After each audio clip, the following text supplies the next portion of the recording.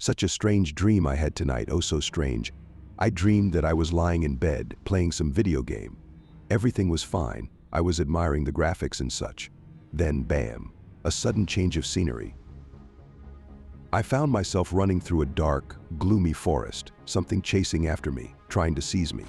I kept running, looking back, finding it harder to breathe, the air as if weighted with lead. And then the ground gave way beneath my feet, and I found myself suspended in the air over several grotesque heads.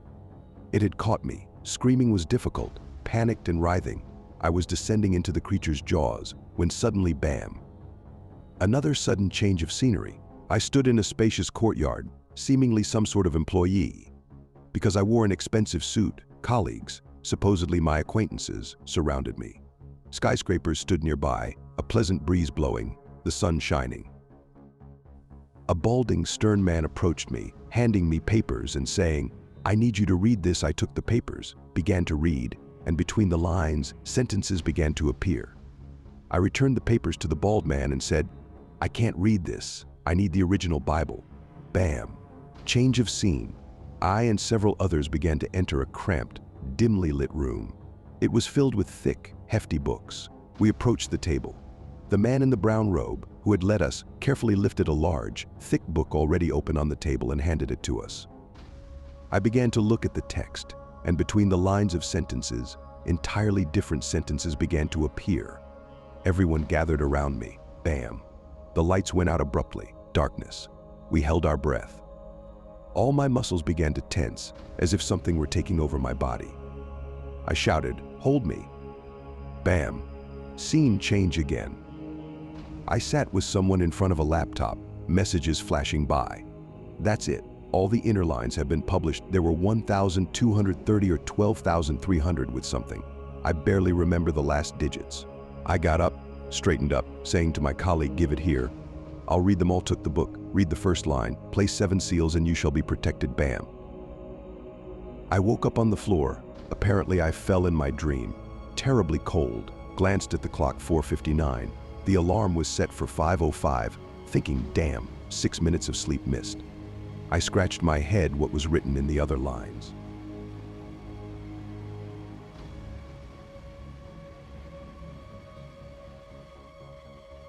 A little girl got tired of playing with her doll and threw it away. Some boys found it, dragged it around on a wire all day, tore off its remaining clothes, leaving it naked, and tossed it between the garages. Its hands were twisted, one eye had popped out, half of its hair was torn off, lying in the rain, unwanted and disfigured. Autumn approached, nights began to freeze, and the plastic skin of the doll turned from pink to blue. And no one could predict the disaster that was looming over the city. The garage watchman peered into the dead end where it was and was astonished by the strange sight.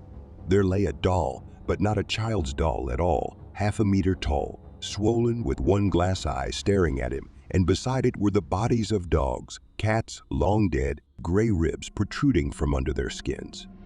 The watchman scolded, dug a hole right there, threw the rotten stuff in, wanted to throw the doll too, but just felt someone grab his leg and let go. He turned around and the doll stood before him on its plastic legs, swaying. The watchman fainted, and the doll fell on top of him and strangled him. Autumn nights were stormy, dark.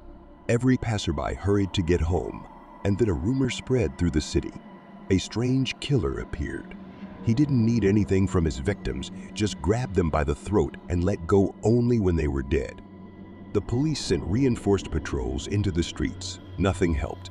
Every day brought new victims. Moreover, the faces of the dead bore such horror that it was impossible to look at them without fear. And the doll swelled even more with each death. Blue, with one glass eye, lying somewhere in a remote flower bed or in a trash bin during the day, but as soon as it got dark, it got up and walked, swaying, along the deserted streets filled with fear. In the evenings, the townspeople stopped visiting each other, going to the movies or the theater, going straight home from work. Then the blue doll started going from house to house. Neighbors would hear screams from behind the walls, call the police. They would arrive, the door to the apartment wide open, rooms in disarray, and in the midst of broken furniture and torn rags, bodies with broken necks lay. The entire neighborhood, would be cordoned off in an instant. Every nook and cranny checked. No killer, not even the slightest trace. And the girl, whose doll it was, one evening went out onto the balcony without her parents' permission, sat down, and looked out between the balcony bars onto the street. The streetlight between the fallen trees glowed coldly. Puddles sparkled with black blotches, and she heard a creak, as if someone large was walking on prostheses. She looked closely and saw her doll walking, seeming small from the 5th floor. Its hands were dislocated, one eye missing, dirty hair hanging over its blue face. The girl screamed with pity for it, and the doll headed straight for her entrance. The girl quietly went into the hallway, opened the door, and went downstairs. She ran and said, "My poor thing, abandoned."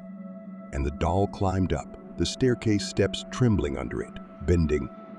And as soon as they saw each other, as soon as the doll heard what the girl was saying, it immediately shrunk back to its previous size and fell.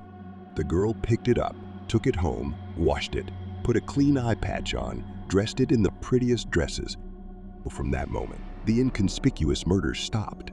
And for a long time, who knows, the girl's parents speculate that they should throw away the old doll and buy a new one, maybe from abroad.